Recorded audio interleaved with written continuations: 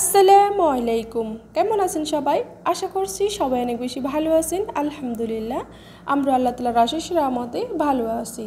আজকের আরও একটি নতুন ব্লগে সবাইকে স্বাগতম জানিয়ে শুরু করলাম আমার আজকের ব্লগটি। আশা করছি আপনাদের কাছে অনেক বেশি ভালো লাগবে। তো ভালো লাগলে প্লিজ একটা লাইক দিয়ে আমার সাথে থাকেন এবং দেখতে থাকেন আজকের ব্লগটি। ইনশাআল্লাহ আশা করছি আপনাদের কাছে ভালো লাগবে। তো আমার সাথে থাকেন। এটা ছিল এই যে আমার ছেলের জন্মদিন। এটা ছিল 16 তারিখে। তো 17 তারিখে কিন্তু আমার ছেলের জন্মদিন।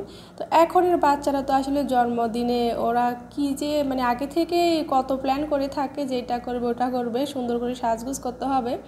তবে এবার জন্মদিনে আমি বলছিলাম যে আমার ছেলেকে আমি কেক বানাতে পারবো না, কোনো কিছু করতে পারবো না। তবে ছেলে তো আমার কিছুতেই মানছে না, খুবই কষ্ট পাচ্ছে, বলছে যে না কেক বানাতে হবে, সাজগোজ না করলেও একটা কেক, সুন্দর করে একটা কেক বানাতে হবে।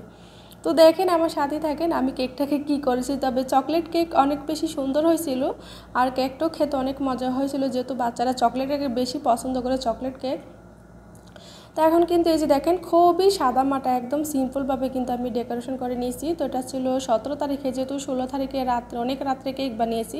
তো 17 তারিখে না আমার হাতে একদমই সময় ছিল না। তো আমার ছেলের জন্ম কিন্তু সৌদি আরবে রাত 8টায় ছিল। তো বেশি একটা সময় একদমই হাতে ছিল না। তো কেকটাও কিন্তু সুন্দর হয় নাই। এই জন্য ছেলেটা দেখেন আমার কি কান্না করছে, এত কান্না, বলছে তুমি আমার কেকটা নষ্ট করে দিছো, কেন সুন্দর করে বানাও নাই। মানে এর থেকেও তো আরও সুন্দর করে মাশাআল্লাহ কেক বানিয়েছি। তো অনেক দিন পরে না কেক বানিয়েছি। তো আর ছোটো মেয়ে অনেক ডিস্টার্ব করছিল, বিরক্ত করছিল। তো কোনো রকম আর কি তেমন একটা সুন্দর হয় না। তো ওই জন্য ছেলেটা অনেক কান্না করছিল। তো ছেলেকে বলছিলাম বাসার নিচে কিন্তু কেকের দোকান আছে, ওখান থেকে কেক নিয়ে আসো। ছেলে সেটাও করবে না, বাইরে থেকে কেক আনবে না, কারণ বাইরের কেকগুলো না খেতে এতটা মজা হয় না, ভালো লাগে না। তো এদিকে তারপরে ছেলেকে কোনো রকম মানিয়ে এখানে পায়েস রান্না করে নিয়েছি। তো ওই পায়েসটাতে কিন্তু পোলাও চালটা না আগে থেকে ভিজিয়ে তারপরে একটু গুঁড়ো করে নিয়েছি। তারপরে এখানে দুধের মধ্যে দিয়ে একটা এলাচ, দারচিনি, লবঙ্গ এটা দিয়ে দুধের মধ্যে দিয়ে ভালোভাবে ফুটিয়ে তারপরে কিন্তু চিনি দিয়েছি। তো লবণও কিন্তু দিয়েছি, যা যে যেরকম আমরা মিষ্টি খেতে পছন্দ করি সেভাবে কিন্তু দিয়েছি। তো বাদামটা কিন্তু আমি গুঁড়ো করে দিয়েছি, কারণ আস্ত বাদাম আমার বাচ্চারা একজন পছন্দ করে আরেকজন করে না। এদিকে আমি কিন্তু কিশমিশও দিয়েছি। মাশাআল্লাহ এভাবে পায়েসটা খেতে না অনেক বেশি মজা হয়। তো ছেলের বার্থডেতে কিন্তু সাথে কিন্তু জেলিও বানিয়েছিলাম। তো এছাড়া আরও অন্যান্য নাস্তাও ছিল, তো এত কিছু আমি দেখাইনি। তো ছেলেটাকে অনেকবার বলছিলাম যে তুমি বাহির থেকে যে কেক নিয়ে আসো, বাসার নিচে যেহেতু দোকান, তো ওই কেকগুলো না এতটা মজা হয় না, সেই জন্য ও কেক কিছুতেই আনবে না, বাহিরের কেকগুলো।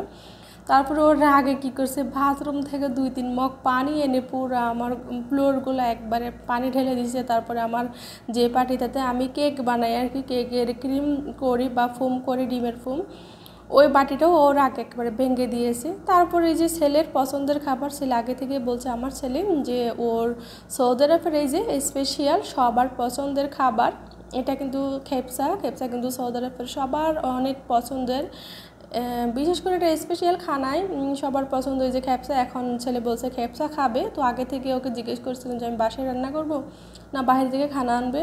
ও বলতেছে যে না, ওর জন্মদিনে মানে বাইরে থেকেই খানা আনতে হবে। আর এই খেপসাটা না অনেক বেশি মজা। তো এখানে যেটা কালার সেটাই কিন্তু নিয়ে আসছে, সাদাও কিন্তু আছে। তো দুটোটা খেতে মজা, সাদাটাও আবার এই কালারটাও। তো এটা কিন্তু কোনো এত মশলার কালার না, এটা একটা কালার আর কি, জাফরান বা কোনো একটা ফ্রুট কালার। তো এই যে এখানে আমি এখন সাজিয়ে নিব। তো এটাই হচ্ছে আমার ছেলের এই যে স্পেশাল খানা।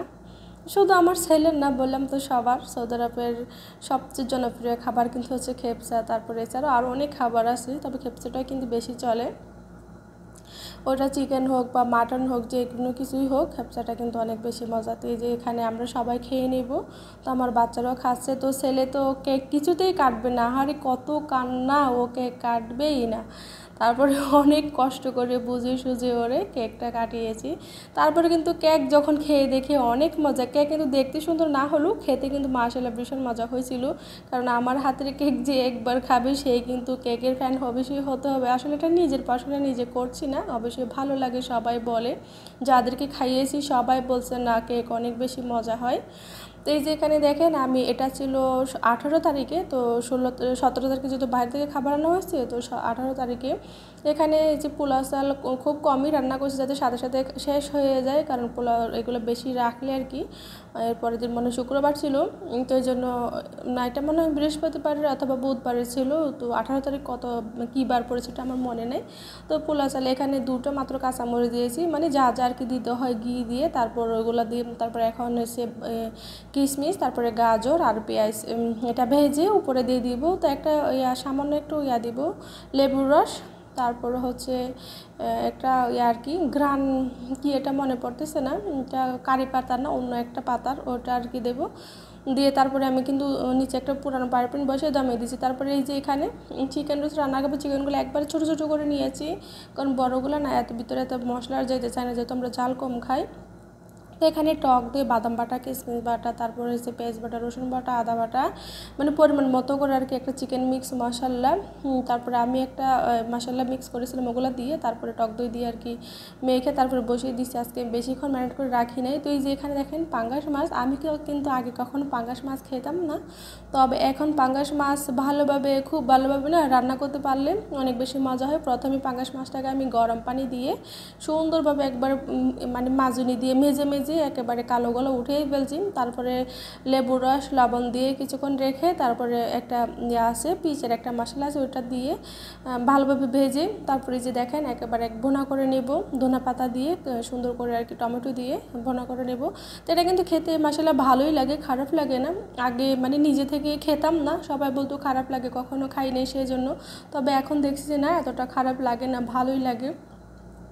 তো বাচ্চারাও কাটা কম তো পছন্দ করে, তো ওইদিকে পুঁই শাকও ভাজি করে নিয়েছি। এই যেখানে চিকেন রোস্ট আমি একটু ঝুল রাখছি, কারণ এত শুকনো খেতে ভালো লাগে না। এই যেখানে আমার পাঙ্গাস মাছ দেখেন, মাশাআল্লাহ পাঙ্গাস মাছটা কিন্তু খেতে মজাও হয়েছিল। তো এখন ভাতগুলো নিয়ে নিচ্ছি। তো জানি না আপনাদের কাছে কেমন লাগবে, তবে আশা করছি আমার আজকের ব্লগটা আপনার কাছে ভালো লাগছে। ভালো না লাগলে ইনশাল্লাহ দেখতে থাকেন, দেখতে ইনশাল্লাহ ভালো লাগবে।